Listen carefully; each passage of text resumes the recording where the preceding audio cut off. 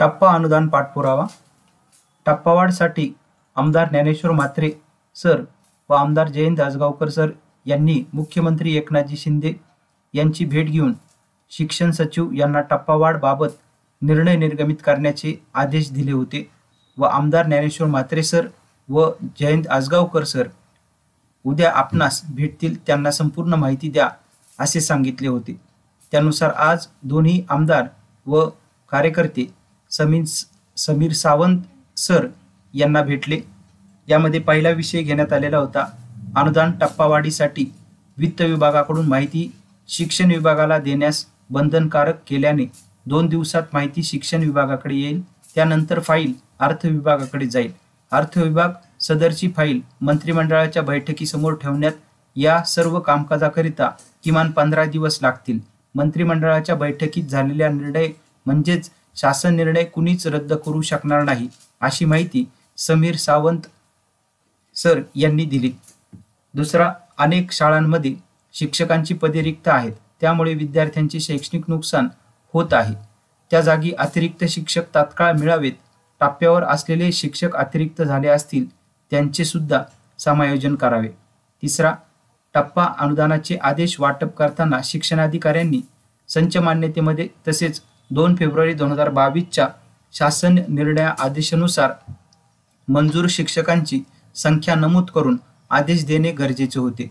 मात्र राज्यातील अनेक जिल्ह्यात शिक्षणाधिकारी विभागाकडून फक्त कार्यरत शिक्षकांची संख्या नोंदवून अनुदान आदेश दिलेला आहे.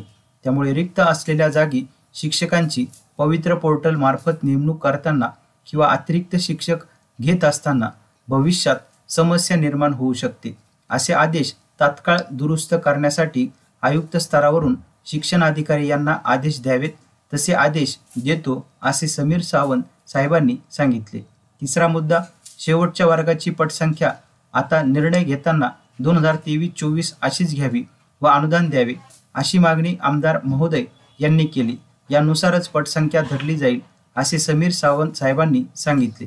चौथा मुद्दा, 30 दिवसात त्रुटीपूर्तता केलेल्या शाळांचा राहिलेला टप्पा पुढील टप्पा वाढ मिळेल. पाचवा विषय, अघोषित शाळांचे प्रस्ताव मंत्रालयात आली असून टप्पा वाढ सोबत त्याचाही प्रस्ताव मंत्रिमंडळाच्या बैठकीत सादर केला जाईल. सहावा विषय, ज्या शाळेची पटसंख्या कमी झालेली होती त्या शाळांना 15 सप्टेंबर 2023 आमदार व मंत्री महोदयांसोबत झालेल्या बैठकीच्या इतिवृत्तानुसार पुढील टप्पावाढ मिळावा पाहिजे. त्यासाठी स्वतंत्र पत्राची गरज नाही. कोणत्या जिल्ह्यात असा जर प्रॉब्लेम असल्यास त्यांनी कळवावे. तसेच वाढीव पदासाठी तुषार महाजन साहेब यांची भेट घेतली. वाढीव पदावरील ज्या शिक्षकांचे समायोजन झालेले नाही त्यांच्या समस्या समजून घेऊन जिथे जागा रिक्त आहे तिथे किंवा त्याच कॉलेजमध्ये जागा असल्यास संबंधित शिक्षकांचे समायोजन करण्यासाठी उपसंचालक यांना अधिकार द्यावेत. त्यासंबंधीची फाईल तयार होऊन शिक्षण मंत्री महोदयांकडे गेली आहे. शिक्षण मंत्री रशिया दौऱ्यावर असून आल्यावर त्याचा शासन आदेश निघेल. सोबत तुकाराम शिंदे, भरत जामनिक, KP पाटील सर, संतोष वाघ सर, रंगारी सर, रहाटे काका सर, अन्य शिक्षक समन्वय संघाचे पदाधिकारी उपस्थित होते.